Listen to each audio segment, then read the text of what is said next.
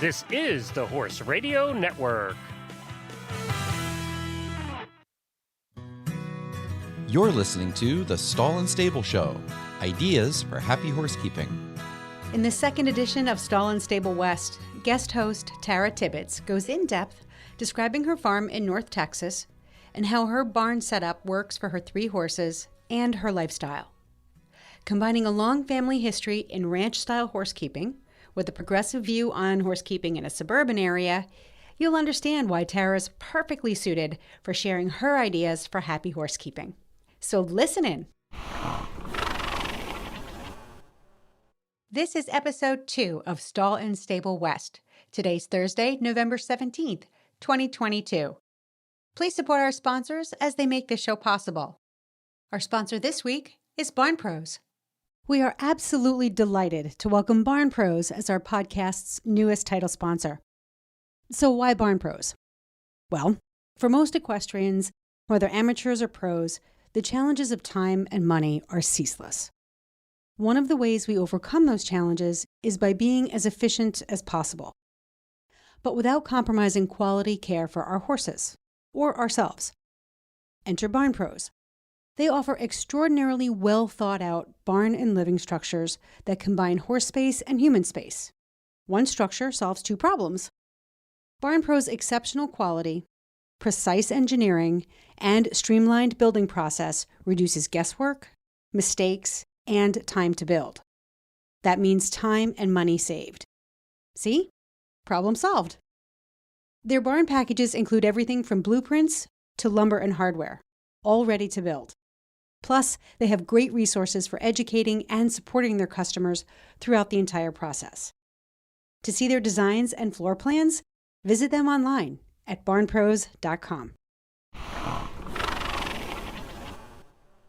Hey everyone, and welcome to Stall and Stable West. This is our second episode. I'm your host, Tara Tibbets, and today I just kind of wanted to further develop and talk a little bit more about my background and my current setup with my horses. My goal with Stall and Stable West is to focus more and talk to people who have their horses at home or who run some type of boarding and training stable and keep horses for themselves and others in the Western United States. So I think it helps listeners to better understand where I'm coming from and what my philosophy is, and a huge emphasis on, I really come from a background of constantly learning and constantly changing and trying to do the best for my horses with the resources that I have. So I grew up, as we mentioned last time, in eastern Montana, and my parents lived on 20 acres that had fairly variable terrain, really, really nice dirt in hindsight. I really miss the ground there. It wasn't hard, it wasn't sandy, it wasn't rocky, it was just kind of perfect. I don't actually know what the scientific name for the kind of dirt was, but it was a river valley in eastern Montana. So my dad grew up with a very stereotypical Western cowboy type of horse experience. We're talking round up herds of wild horses that had been released by owners during the Depression years because they couldn't afford to take care of them. Ear them down, blindfold them, whatever, throw a saddle on, get on, and ride it till it stops bucking or the rider came off. So that's his background. My mom, on the other hand, grew up in a more similar to what we do now type of environment. Her parents, I guess, had a few quarter horse stallions, and they always had a number of their own mares and outside mares coming in. So a lot going on with managing multiple horses. They were on a similar size property, if I recall, 30, 40 acres maybe, where they kept their horses. They had a lot of stabling and pens, and Dad's situation was more pasture keeping, less barn keeping. Very similar climates, I would say. So that really led to how they decided to lay out the property where I grew up. And they moved to that property and they built it from scratch. Unfortunately, my dad passed away in 2006. And so I never was really able to discuss how or why he did what he did. And my husband and I bought the place where we live in 2006. So, and this is kind of like a sad thing, but the last time I saw my dad alive was when he and my mom brought my horse Jaguar to Texas. And Jaguar was born at my parents' place when I was 13. So I had him for his whole 29 years. And I think his longevity is indicative of just the great care he got as a baby and growing up and his development. And then obviously I feel like I took good care of him into his old age. So I threw a bareback pad on him every now and then and rode him around a little bit. He did seem a lot sounder the last couple of years in his life than he was from like 24 to 26. But my point going back is we bought this place in, 2006. And so I didn't have my dad to talk to and ask questions about how to do things like I wish I would have. And I mean, I talked to mom about stuff and she definitely has a lot of experience, but that's kind of less her passion. She was more into just actually riding and, she just wasn't as passionate about all the other stuff. My dad had his profession at the time when he passed away was a liquid cattle feed supplement business. And so he was always very passionate about nutrition and healthcare and providing animals with care to prevent requiring vet care later, which really I think has fed my horse care philosophy as well. And I mentioned this in the previous episode with Helena, but we never had horses colic when I was a kid. The only times I recall a horse colicking was my dad had a stallion when I was very little. His name was Doc's Blackjet. He colicked and passed away. And that was very much a symptom of being in an area where there is very, very little vet care for anything and definitely not robust vet care for horses. I think in hindsight, honestly, Banamine probably would have saved that horse's life. He was 5 or 6 years old. Anyways, was definitely a very sparse veterinary presence then and now. And it seems like it's a little bit better now. There's a couple of options, but they're still 2 to 1 hour drive away from where I grew up. The other was also a stallion. It was Jaguar's dad died of colic, but he was, I can't remember if he was 19 or 22 when he passed away, but I think his colic was definitely related to something internal that probably would have been a surgical situation. And I doubt my parents would have done surgery on a horse that old. So those are the only 2 colics. And we had a minimum of 7 to 10 horses on the property at all times. So a lot of horses, a lot of care to go into them. And Dad's biggest philosophy, I guess, for lack of a better word, was he didn't believe in keeping horses in the barn and stalls. So we had a barn. It had 4 stalls. The stalls all had runs off of them. I don't recall ever closing the stall doors and leaving the horses completely locked in the barn, except for maybe I had a gray horse that I showed in 4-H when I was little. We might have kept him in a stall overnight so he didn't get dirty. But they spent the days in the barn or in a pen eating, they got a concentrate feed. Dad usually fed whole oats or something like that. I don't think that the Purina, Triple Crown, I don't think those types of feeds, they either weren't available in Eastern Montana or they didn't have the presence that they have now. But we fed whole oats, a lot of hay, a tiny bit of alfalfa. That was very much a point in time when people really believed that alfalfa made them hot. Research has shown that that's not true. Lots of fresh grazing when they were turned out. And that was the interesting thing about Eastern Montana that I look back on and it's interesting to me. We had way better grass there than I have here in Texas during the growing season. So the cold season grasses in Eastern Montana were wonderful. They, it kept the horses with good weight. We never had anything get laminitic. We never had anything that had any semblance of a symptom of PPID or any of those types of old horse insulin problems. And I think it was kind of the balance of it was lush spring, summer grass, but then they went to that same grass as hay in the fall and the winter, and it seems to have balanced out. And it happened gradually on its own because like right now up at home, it's started snowing, I think the week before Halloween. And so when you get that, it gets cold and freezes and snows. It gets cold and freezes and snows and warms up in between. the grass doesn't completely die, but clearly it loses a lot of health. And so you're kind of intermittently feeding them hay because they still have grass that they can get to. The feeding regimen, and again, this is kind of one of those things I'd like to go back and have the ability to talk to my dad about, but I don't know if it was purposeful, but it really worked out. And I moved to Texas, and the place that we bought here, it's a long and skinny property. It's about 100 yards wide. It's exactly, I think, 10 acres. So really narrow, long, rocky. So we're on top of a hill. The buildings are on top of a hill. There's a lot of rocks. And in this area of Texas, in Dallas-Fort Worth, I've heard it said by many people that you go high up and it's rocky, and you go into the flat or lower areas and it's a really nice sandy loam soil. So we have a little bit of both. There was an existing barn on the property when we moved here. Not a particularly nice barn, but it was very functional for the few years that was the only barn that we had. And it's fully fenced, like good fence, like goat fence, which was really nice and saved us a lot of money as young. I was in my 20s when we moved here. We just kind of left everything as it was for a few years, which was a nice luxury to be here for a while before we started putting any buildings or changing any fencing or whatnot, because it gives you the opportunity to understand, like, where does the water flow when it rains? Where, is it windy and which direction most often?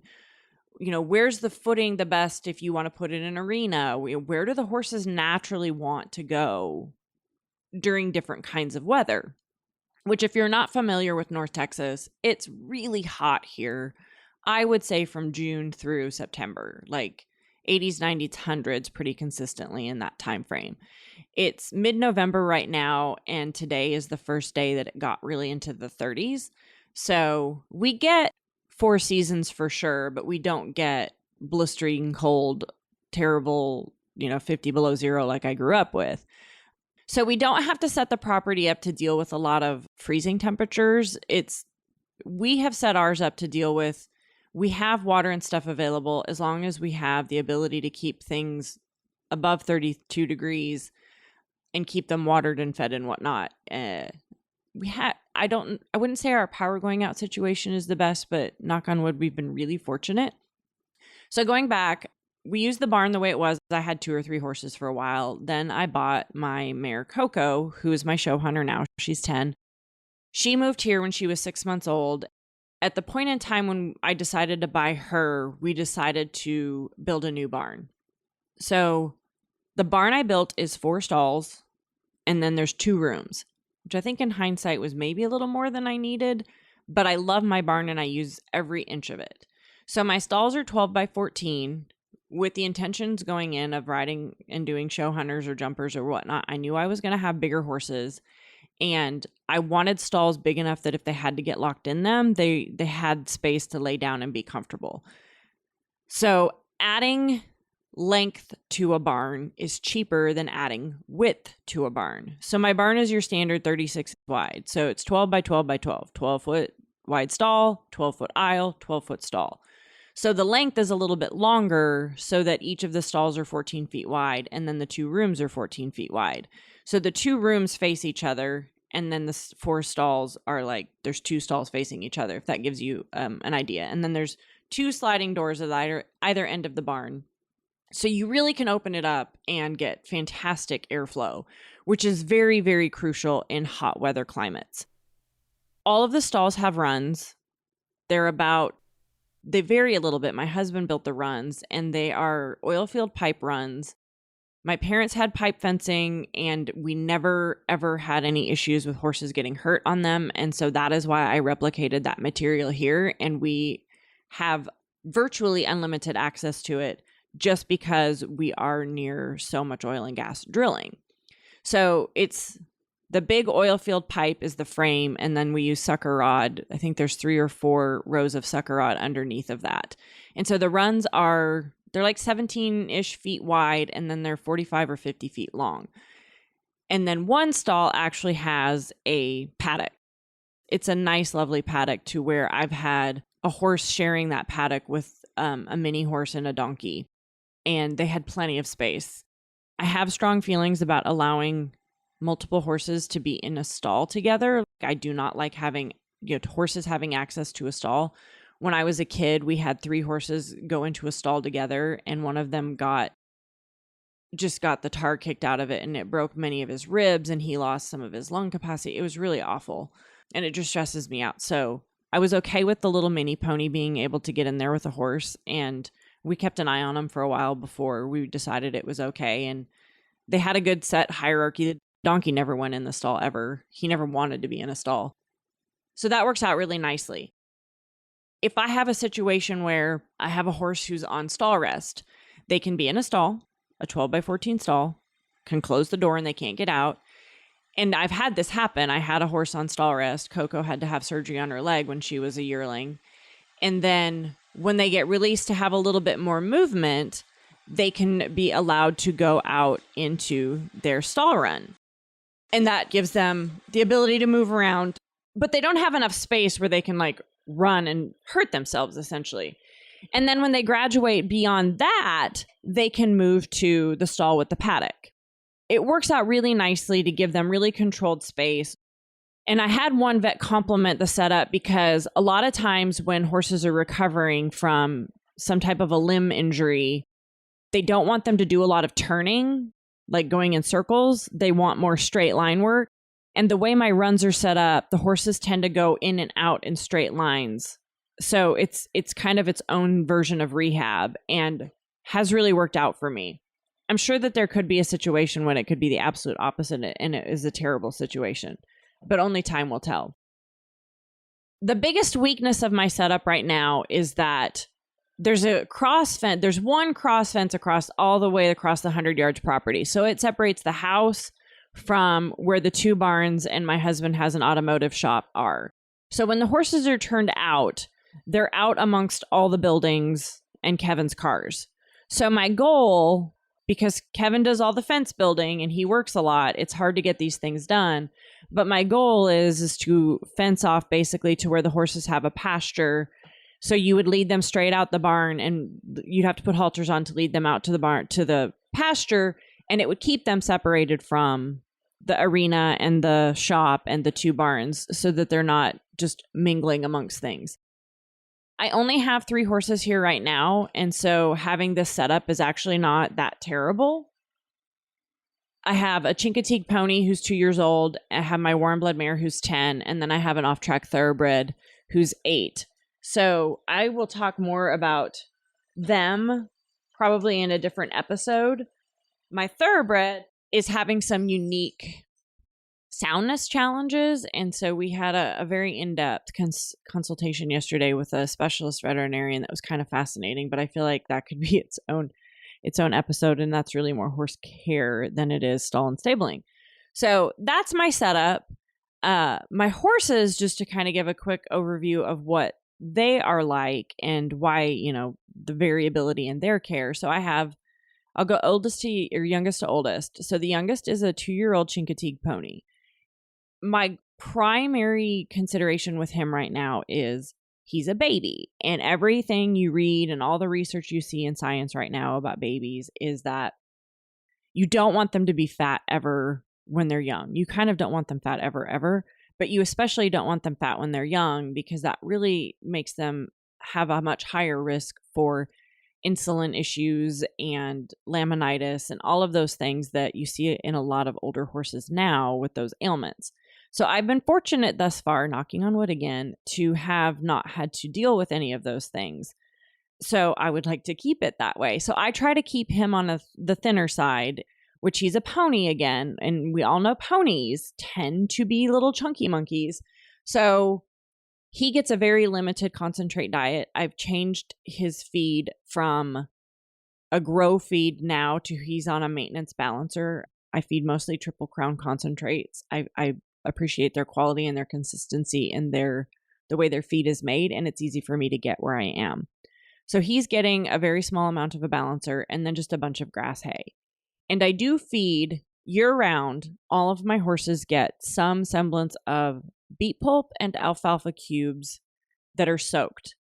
And I have found in my experience that if they're used to eating that every day and I need to give them medicine, or I'm worried about how much water they're drinking, or I want to give them extra electrolytes or any of those types of things, If they're already used to getting that mash, they're a lot better about eating it, even if I've introduced something into that mash, because they've been getting it anyways. And sometimes I'll just like put molasses in it or put something in it to mix it up, even without medicine, so that if I do that with medicine, they eat it. So Gene's portion, his name is Gene, the pony, he gets it's like, I call it a no thank you helping of both his concentrate and his alfalfa cube beet pulp mash. Next is the high maintenance child, is my 8-year-old off the track thoroughbred. All of these animals I've had since they were young. Gene we bought when he was 3 months. He came to Texas when he was about 5 months. Simon, my off track thoroughbred, is 8. I got him the January he turned 3. So not a baby, but very young. Simon is your stereotypical off the track thoroughbred. He's not impossible to put weight on, but it's difficult to put weight on him. So he's getting 3 pounds of Triple Crown Complete. He is getting, I should know the weight, and I weighed it at one point, but he's getting like 2/3 of a scoop of beet pulp, 2 full heaping scoops of alfalfa cubes soaked, and then he gets as much grass hay as he will eat. He's good on the body scale right now. You can't quite see his ribs. He's not getting a lot of work, and I've been riding him 3 or 4 times a week. After the vet appointment yesterday, he's going off of work completely until he goes back to the vet. He's going to go stay for a 2-week treatment. He doesn't have he's clearly lame. Look at him, lame, head bobbing lame. There's just something not quite right with him. And we did the very thorough investigation yesterday. And as it turns out, he's just kind of a mess everywhere. And he specifically is having a lot of pain in his girth area and his sternum. So the vet advised not to ride him because, and I saw this symptomatically, when you put the saddle on and the girth on, he collapses in the cross ties a lot. And I attributed it to a vasovagal nerve response, which if you Google that, you can find a lot of horses have that. Well, his is probably a little bit vasovagal, but it's also because it causes so much pain to put the girth on. So, of course, I feel terrible, but we're making progress. But I think part of his hardkeepingness comes from how much pain he's experiencing in his whole body. So hopefully by doing this treatment that he's going to have, he will have less pain and it'll change his metabolism, because he's at the age now as an 8-year-old that even though he's a thoroughbred and he's not a particularly anxious thoroughbred, I would surmise that he would start getting better about gaining and keeping weight. So we'll see. And then last but not least is my 10-year-old warm blood. And she is a registered Rheinland-Pfalz, which now that registry has changed and it's Westphalen. I'm very proud of her. She was the high scoring filly in North America in 2012. She's very beautiful. Interestingly, if you don't know, warm bloods are registries. They're not breeds. The only warm blood breed that exists is a Trakehner. That's a true breed. Everything else is a registry. So they're all mutts. And Coco's mutt makeup is her mom is registered Belgian, but her mom was born and raised in the United States. She's just registered with the Belgian registry. Her dad, it was a Jockey Club thoroughbred named Coconut Grove. So Coco is technically half thoroughbred, even though she is a registered warm blood, and she's fully registered. I haven't done mare inspections with her there's a number of reasons, and she should not or cannot have babies, and we learned that the hard way. So there's really no point in getting her full mare registry. But she's not a full-on warm blood easy keeper, but she's not a full-on Jockey Club thoroughbred hard to get weight on. She's got a very round rib cage. She's about 16 hands, so she's a nice compact size. She is easier to put weight on, and right now the grass has gotten really good and she's had a help yourself hay bale, and so she's gotten a little bit chunky, which if you're familiar to showing hunters, the show hunters tend to have their horses a little bit fatter than I think is healthy. So probably most show hunters would say right now that she looks amazing. I think she looks too fat. She is getting the same feed as Jean, the Triple Crown Balancer. Obviously she gets more because she's bigger, and she gets a beet pulp alfalfa cube mash once a day, and then she gets a couple flakes of grass hay. And I've taken a lot of my feeding approach from listening to Dr. Erica Latcher's podcast, Straight from the Horse Doctor's Mouth.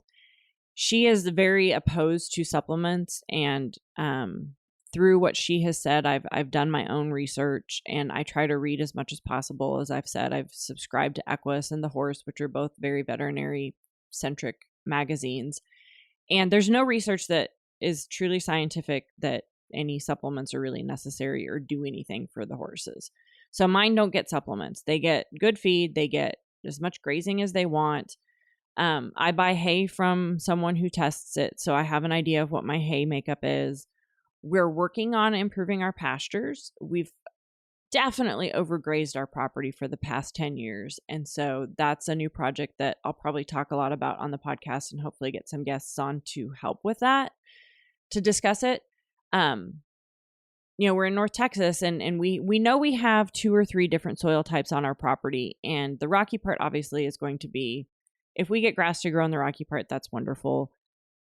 The challenge is the part that's been overgrazed in the back. And so you can really see a significant difference in the erosion from one of our neighbors and our place. And so it's kind of a baseline to look at. But all that to say, there's a lot that goes into horse care. And just because I do things a certain way, I don't think it's the only good way to do things. Every property is different. I mean, I can think of 10 people I know who own horses within 15 miles of me, and they take care of their horses and their property very differently, and their horses are happy and healthy. So I find a lot of value in listening to and talking to different people. And I work full time. I work outside of the house for, at least 4 days every week, usually, sometimes 5. My husband is the same. So we need a setup that is fairly simple and easy for someone who's not me to do. And for us to leave town to go places, the horse setup needs to be that, in a way, someone who's maybe not is comfortable around horses, but isn't like a horse person per se, can easily get them into their stall safely and feed them safely. And, we're lucky where we are because there's a gajillion vets and farriers and all that. So we can be pretty choosy about that. I have a great relationship with my veterinarian. They take my phone calls. My bills are paid so that when I have bad things happen, like when Jaguar's colicked a couple times and he ultimately had to be put down, we can do those things. I would welcome feedback if there's anything listeners are curious about hearing more about or things they want to hear people talk about. I'd love to hear that. My email address is tntibbets, TNTIBBETTS @gmail.com. And I would just put Stall and Stable in the subject line. And if you have suggestions or questions, I would welcome getting that information. Helena and I have a lot in common, but we have very different perspectives, just primarily because of geography. But a lot of it is because I grew up in a very horsey family, and all my aunts and uncles and grandparents and obviously my parents and some of my cousins have horses, had horses, and are horse people. So I think that paints a very different experience in how you live your life with horses, especially, if you're someone who horses are your thing and no one, you don't go to Thanksgiving and talk about, what the best trailer brand is and, what trainer's doing what, like happens in my family. So I appreciate your time. I'm looking forward to more happy horsekeeping. Well, listeners, I hope you enjoyed Tara's episode. We will be back again next month with a guest for Stall and Stable West. But if you'd like Tara to cover something in detail about life with horses in the Western U.S., just send us an email. You can go up to our website at stallandstable.com. You can use the Contact Us form or send a message directly to email@stallandstable.com. Thanks again for listening. I hope you enjoyed this episode.